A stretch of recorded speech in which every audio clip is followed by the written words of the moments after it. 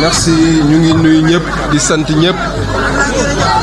di leen gërëm ci teewaay bi ngeen xamante ni teew ngeen ko fii di jéggalu sunu kilifa yi nga xamante ni ñoo fi toog boobu ba léegi xaw na guddi wante lii day wane rek pas-pas bi ñu am ak yëg-yëg bi ñu am ci seen doom moo tax ñoom ñëpp ñu taxaw toog di ñu xaar ba mbir mi jeex. Je pense que c'est avec enthousiasme, c'est avec un grand et réel plaisir que je prends la parole devant l'assistance qui est ici présente. Et tout d'abord, permettez-moi de remercier fraternellement, chaleureusement, un homme, un modèle, une personne effacée mais efficace, une personne humble, modeste, engagée, dynamique, mais aussi loyale envers le président Abdoulaye Dièye. Donc je ne pouvais pas ne pas brandir ces mots, ces éloges à l'endroit de mon coordinateur Théyassine Diagne. Théyassine Diagne, comme je le dis, c'est un modèle pour la jeunesse. C'est un modèle pour les femmes. Mais aussi c'est un modèle pour moi, leader du mouvement Siggi Jotna, de par ses qualités, mais aussi de par son engagement efficace et efficient. Un citoyen qui a des exigences civiques par le respect qu'il voue à tous les membres du mouvement Siggi Jotna. Moi, j'en sais quelque chose. Donc, M. Théyassine Diagne, je renouvelle encore ma confiance que j'ai à l'endroit de ta personne. Vous êtes une personne qui travaille dans l'ombre, mais d'une manière efficace. Vous êtes une personne qui mobilise, qui sensibilise, mais aussi qui massifie le mouvement Siggi Jotna. De par vos idées, de par votre expérience, mais aussi de par vos moyens financiers que vous sortez à tout moment pour le développement du mouvement Siggi Jotna. Donc, M. Théyassine Diagne, je vous remercie. ginnaaw loolu maa ngi nuyu sunu yaay ji nga xamante ni moom moo fi teew di sunu yaay Ndey Diop naa togo di yaayu Théyassine Diagne di ko sant bu baax ndaxte ci mënoon nu jóg di ma jàppale moom mu wax ko leneen wante sunu yaay la dañoo encadré accompagner ñu di ñu ñaanal mais aussi di ñu conseiller ndaxte tey bu ñuy wax Thiès ci wàllu politique kenn mënul lim femme de développement te limul sunu yaay Ndey Diop naa togo donc tey lii ñu ci yëngatu ci seeni xalaat ak ci seeni penk lañ ko jàngee ba tey ñu mën a taxaw fii di yëngatu ci politique donc yaay ñu ngi lay ñaanal yàlla yal na la fi yàlla bàyyi ay at yu bëree bëri kontaan nañ ci yow te xam nañ ni yéen a ñuy may fit te lii ñu sumb nii seeni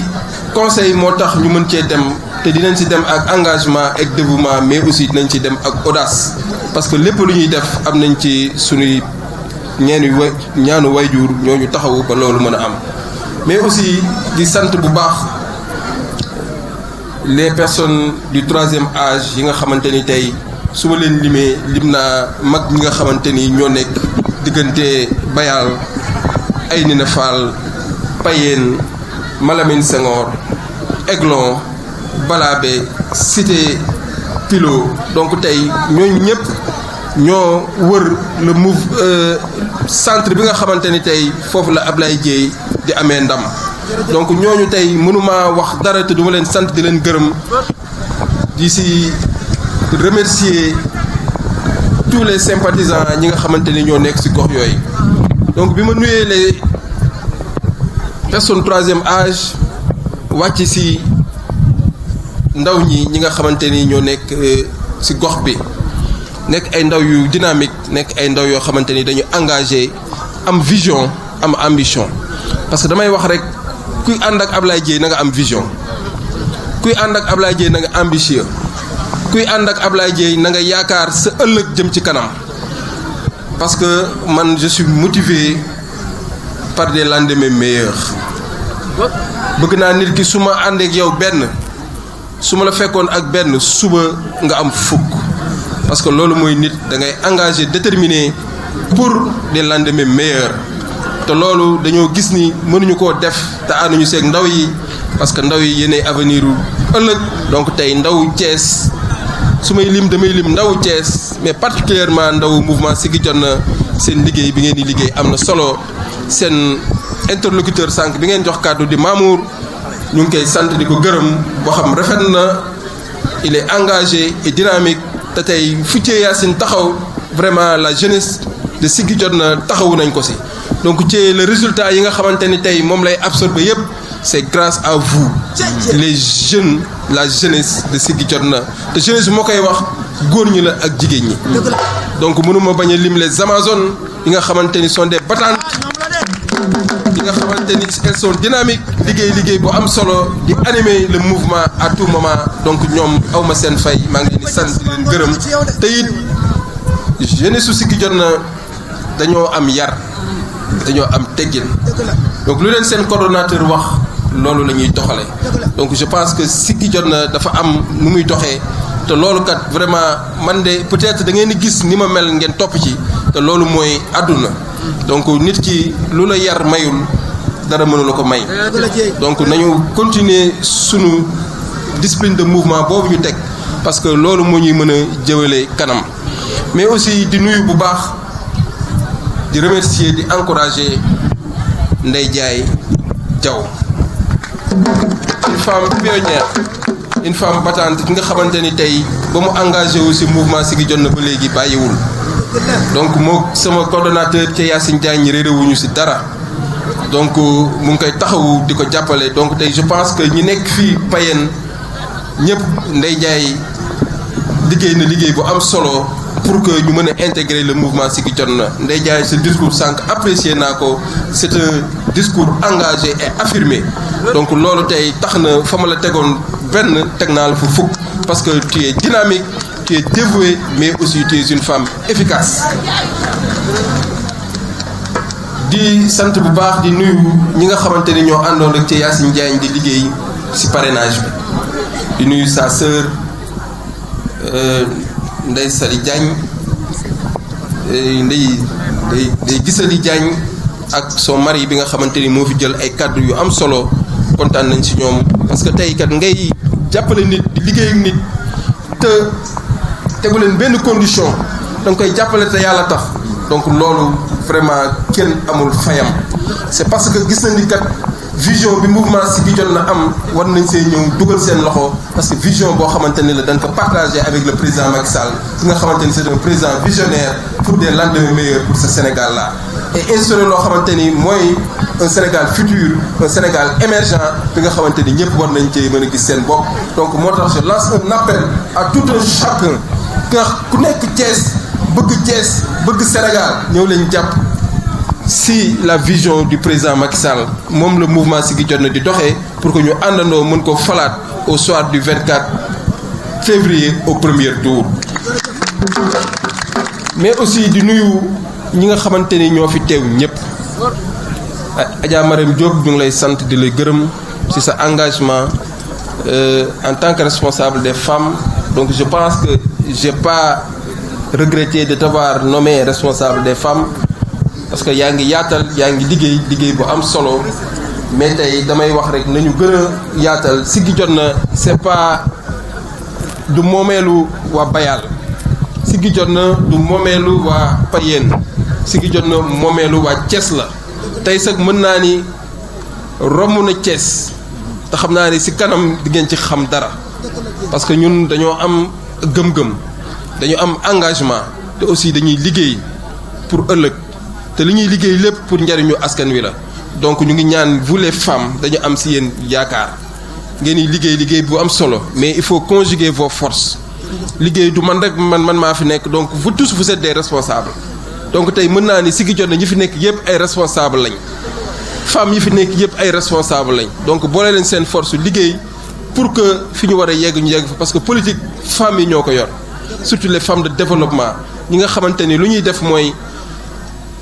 jàppale gox bi jàppale seen i moroomu jigéen pour créer des activités génératrices de revenus donc je pense que ku xam Ablaye Dieye si loolu la yëngatu lu muy tax ñu muy def ba taxawu jigéen ñi pour ñu mën a am ay activités yoo xam dinañ mën a autonome pour que jàppale jigéen ñi pour leur capacitation pour que ñu mën a am ay formation yoo xamante ni dina mën a demal seen bopp donc à travers vous Adja Marème donc yaatal leen que tout le monde soit impliqué ñu liggéey pour que le mouvement Siggi Jotna fi mu war a taxaw mu taxaw fa donc su ma la nuyoo naa sunu yaay Aïda Seck nuyu nañ Virginie nuyu ñeneen ñi nga xamante ni tey ñoo fi nekk responsable des femmes pour ñëw jàppale le mouvement Siggi Jotna mais aussi di nuyu sunu nattaango yi nga xamante ni ñoom la fi le DG Siré Dia yabal man sama diggante ak le DG Siré Dia je pense que discipline de parti la parce que tey moom bu ko président nommé tête de liste lors des législatives j'étais le premier à dire que foo taxaw dinaa fa taxaw foo taxawul dinaa fa taxaw ngir nga mën a am ndam te je pense que def nañ ko parce que c'est un engagement citoyen boo xamante ni am nañ ko c'est un contrat boo xamante ni je l'ai signé par rapport à ma propre conscience donc tey maa ngi remercier le DG Siré Dia si liggéey bu am solo bi muy liggéey le président a confiance en lui parce que mu ngi liggéey li mu ko jox mu ngi koy liggéey mais aussi li mu ko jox delloowaat na ko askan wi delloowaat na ko jeunesse su Thiès donc le DG Siré Dia xamal ni am nga frère bi nga xamante ni dinañ boole suñuy force mutualiser suñuy force pour que gagné ba nga gagné woon ba président jox la confiance nañ ko gagnéwaat si présidentielle yi di ñëw donc yéen ñi nga xamante ni yéen la yabal di le frère Habib Nia ak ñi nga àndal waxal leen ma le DG kontaan nañ ci moom te xamal ko ni son frère est là que pour l'accompagner pour que ñu mën a am ndam donc di ñaan rek tous les militants et sympathisants yu nekk Siré Dia yu nekk si Ablaye Dieye xam ni benn camp la ñu am benn idéo la ñu am mooy naka la ñuy def ba jàppale le président Macky Sall pour mu falaat au premier tour parce que ndamu président de la République mooy ndamu le DG Siré Dia ndamu président de la République mooy ndamu Ablaye Dieye donc tey ñun ñoo bokk gox bi Iba Katiba du militant Ablaye Dieye rek moo fay voté mais militant Siré Dia aussi moo fay voté centre professionnel du militant Siré Dia rek moo fay joti du aussi militant Ablaye Dieye rek moo fay voté donc moo tax ñu war a booloo nekk benn comme ni ko coordonnateur waxee di yëkkatandoo di dóorandoo ndax ñu mën a xam ni kat Thiès am na fi ñoo xamante ni booloo nañ nekk benn pour un seul idéal élire le président Macky Sall au soir du 24 février te loolu mooy liggéey ñun ñëpp tey taxaw nañ pour loolu mën a am donc maa ngi leen sant bu baax di leen gërëm mais aussi di nuyu la délégation de ma sœur di sama xarit di une femme vraiment efficace mais aussi une femme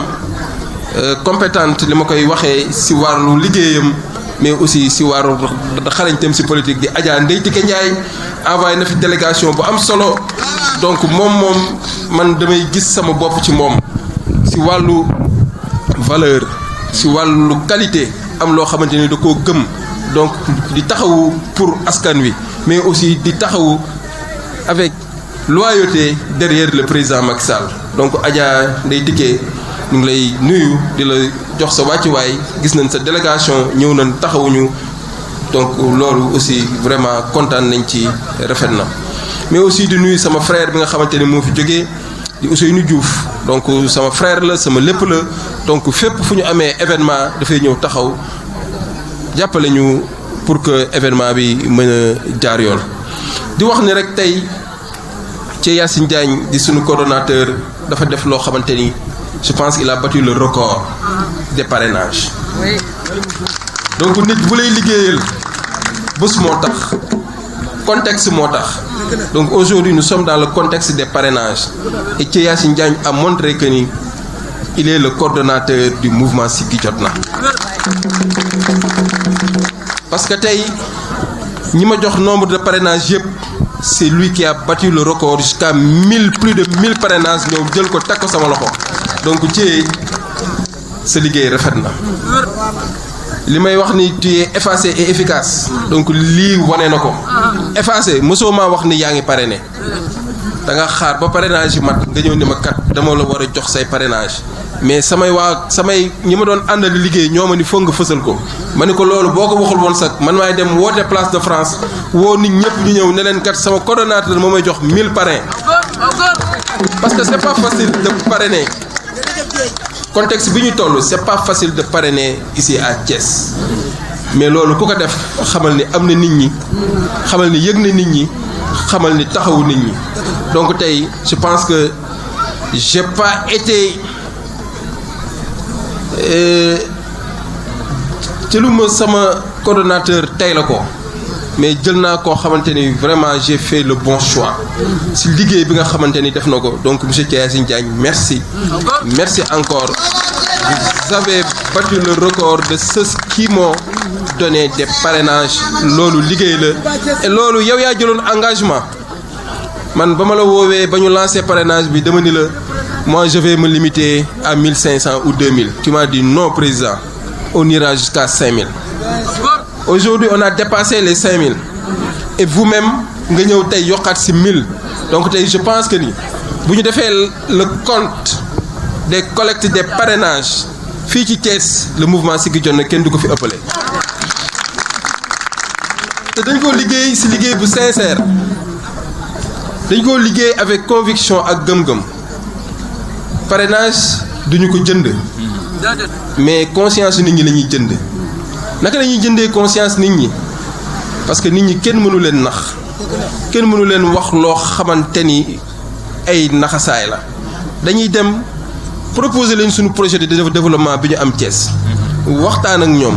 sensibiliser leen jox leen un discours cohérent un discours de conviction mais aussi un discours qui répond à leurs préoccupations. loolu moo tax tey nit ñi parrainer le mouvement Siggi Jotna. Nous n'avons dépensé un rond pour payer des parrainages et nous le ferons jamais. Parce que bi ma njëkkee taxaw ni damay politique nee naa ku nar a ànd ak man bul ànd ak man ak tiset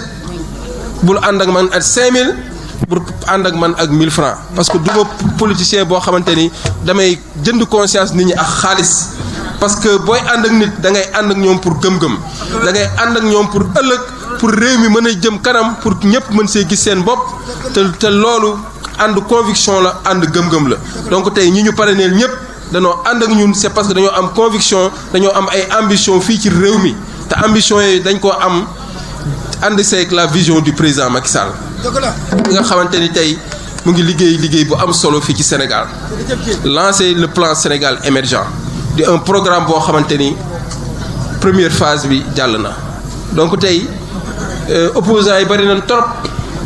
ku nekk a ngi wax mais mësul leen gis kenn attaqué ko ci son programme kenn mësul ne président Macky Sall sa PSE bii ngay wax ni du dem. Barki démb maa ngi dégg benn opposant maa ngi lire benn vidéo am mu ne terre bii ñu fi indi train boobu moo gën a luxe ci train yi nga xamante ni moo nekk ci monde bi mais alhamdulilah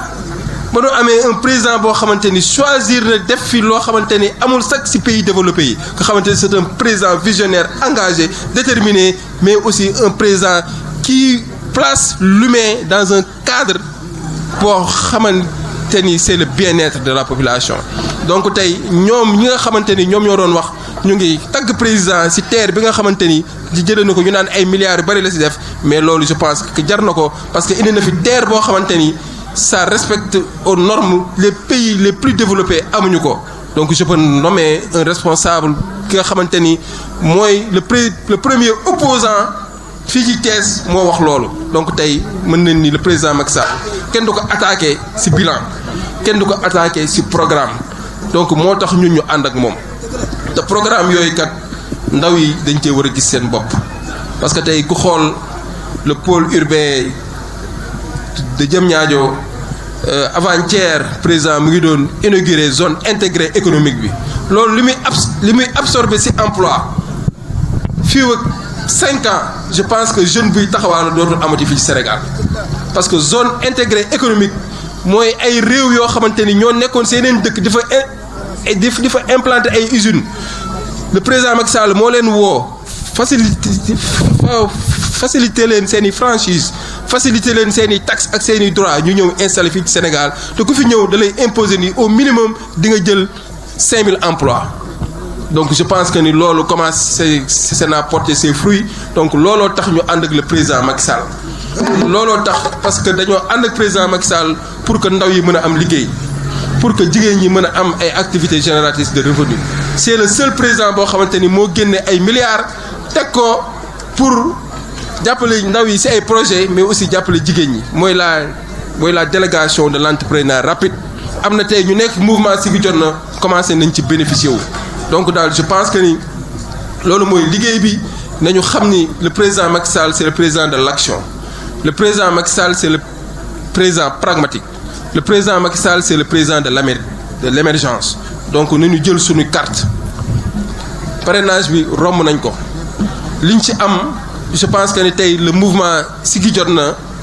li mu joxe ci parrainage ñi ko fi joxe bariwul mais loolu lépp doyul ñi parrainé nañu voté parce que vote bi moo am solo et le président Macky Sall dafa war a gagner au premier tour parce que ñiy wër yëpp naan dañoo bëgg a nekk ay candidats gis nañ ni kat liggéey na fi liggéey boo xamante ni ñoom buñ ñëwee dañuy ñëw rek raay mu jàll mais nag loolu duñ ko bàyyi ak ñoom président Macky Sall am na ay projets yoo xamante ni moo ëpp ñoom seeni xalaat donc nañ ko joxaat ndam au soir du 24 février te dina ko am incha allah bu ñëpp jàppoo liggéey nekk benn comme li may wax rek j'appelle toujours à la fédération j'appelle à l'union sacrée de tous les leaders de la coalition Benno Bokk Yaakaar de tous les leaders des mouvements de soutien yi nga xamante ni man foofu laay yëngatu donc maa ngi leen di woo ñoom ñëpp dañu àndandoo nekk benn pour que ñu mën a fal le président Macky Sall au premier tour. Thiès mbir yi yomb na ba pare tey Thiès conscientiser nañ leen waxtaan nañ ak ñoom xam nañ ni président Macky Sall mooy le meilleur candidat donc tey nañu gëm suñu bopp gëm suñu réew nekk ay patriotes xam ni kat am na président boo xamante ni mu ngi jëmale Sénégal kanam donc nañ ko jàppale ba mu gagné au premier tour ci élection yi ñëw mais dum ma terminer te dum ma remercier waa koñ bi remercier jigéen ñi di remercier ndaw ñi vraiment ci engagement bi ñu def derrière le coordonnateur ca Yacine Diagne mais aussi sànq dégg nañ fi témoignage yu am solo yi nga xamante ni sunu mag di le sage ki nga xamante ni c'est le fédérateur du mouvement Siggi Jotna mooy sunu frère Madiop Sine li mu fi wax am na solo te it loolu muy wax fu mu dem loolu lay wax donc moom tey mouvement bi bu ma nee moo ko ŋànk dans l'unité ku mer dina la conscientiser waxtaan ak yow donc ci Yacine Diagne le coordonnateur du def dara te moom conseiller wu ko ne ko jaaral fii jaaral fële donc maa ngi nuyu ñëpp ñoom Manoumbe Cissé ñoom Saliou Diouf ñi nga xamante ni tey ay conseil en communication la ñu ngi liggéey bu am solo duma fàtte aussi à chaque fois sama bras droit Omar Gueye liggéey bu am solo bi nga xamante ne mu ngi koy def ci mouvement bi chaque jour mu ngi yokk mu ngi massifier pour que le mouvement mën a jëm kanam mais aussi fàttewuma samay mbokk fàttewuma samay xarit fàttewuma ñëpp tous les sympathisants et mouvements Siggi Jotna di nuyu aussi les communicateurs yi nga xamante ni ñoom fu ñu ma fekk rek dinañ ma yëkkati ba ci kaw donc maa ngi sant ñëpp te xam ni nga l'heure est à la mobilisation l'heure est à l'unité nous avons un seul et unique objectif gagner encore l'école Iba Katiba te inch'Allah Bayal Payeen Aigalon Escale Malamine Senghor ñooy voté foofu te jël nañ xam ni maay seen doom dinañu jàppale ba ñu jëlaat ndam bi maa ngi leen di sant bu baax di leen gërëm